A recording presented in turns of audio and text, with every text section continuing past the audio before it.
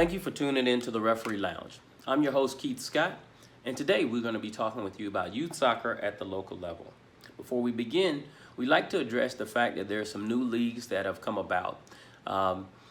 Many of them have different names throughout the country. Those of you that are playing in those new leagues, please send us in your ideas and thoughts about those programs, and we'll come back and do an episode to talk more about how they're affecting youth soccer. So for now, let's move on to youth soccer at the local level. There are 4 things we want to focus on. 1 is local leagues, 2, tournaments, 3, GOT soccer, and 4, high school. In your local leagues, you're going to we have it broken up into 3 tiers, Tier 1, Tier 2, and Tier 3. We're going to be using North Texas as our local association that we're going to talk about. North Texas, which is Dallas-Fort Worth Metroplex. First off, Tier 1 here in North Texas, you have Lake Highlands Girls Classic League, and then you have Boys Classic League. Tier 2, you have Arlington Premier, which is on the Fort Worth side of the Metroplex, and Plano Premier, which is on the Dallas side of the Metroplex. You also have Primetime Sports, as well as U90, which is also known as Texas Club Soccer League. And then your Tier 3 is like indoor teams, futsal, recreational teams. So Tier 1 and Tier 2 are going to have divisions. You have Division 1, 2, 3, depending on your association. They're also going to have qualifying tournaments.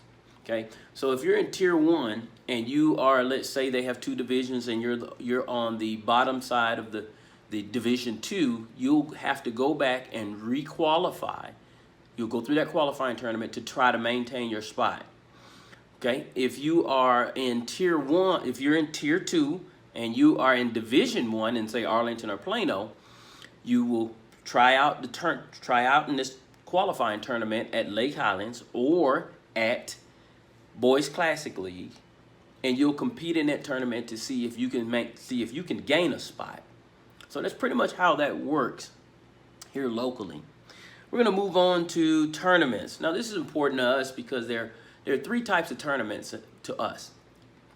1 is competitive. Everybody understands what that is. You go in there to try to win and, improve your team status. But the other 2 have unique differences.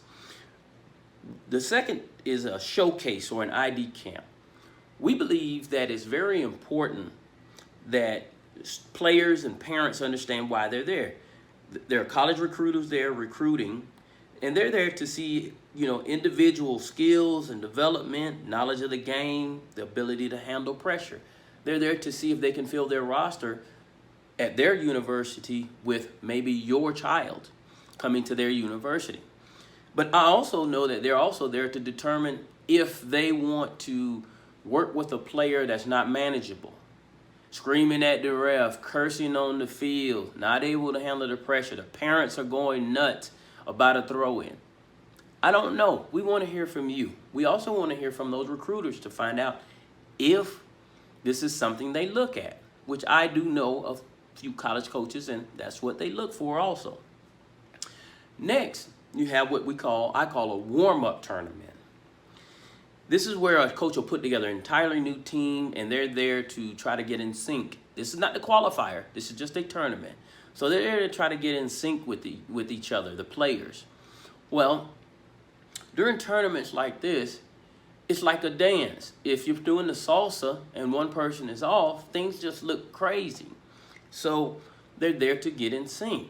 Well, when you're at a tournament like this, do you want to add to your frustrations by going crazy because you don't feel the ball went all the way out, or you don't think you're offsides, or parents are going nuts about certain things? You tell me, what are your thoughts about if you're at a tournament where the players are there to really get in sync with each other? Is that important, or it doesn't matter, I didn't think they were offsides? So we want to hear from you. Also, you'll have certain warm-up tournaments where a coach will have a roster of, say, 10, and they're trying to get to 16. They'll bring on some new players to see if they can get in sync. Very similar situation. Next, you have what's called GOT Soccer. GOT Soccer is a website/app that was created to rank teams, rank youth teams. They look at the local association, the strength of the association, the strength of the tournaments the team plays in, their winning percentage, their goals scored, their shutouts, and how long the teams have been together.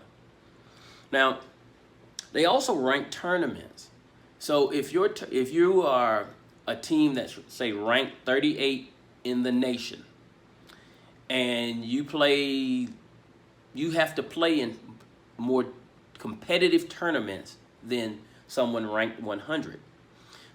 And what we mean by this is, let's say you have to play in tournaments that award points higher than 5,000 for you to move from 38 to 30.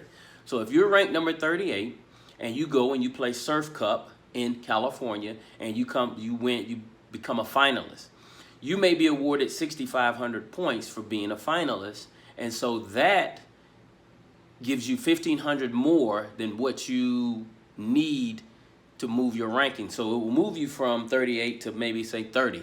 Just an example. But if you go and, say, play Las Vegas and the maximum amount of points awarded are 5,000 and you win the tournament, you don't move at all. You stay at 38. So we want to hear more back from you. We'd love to hear more from the Got Soccer people as well. But let's move on to our final area, which is high school.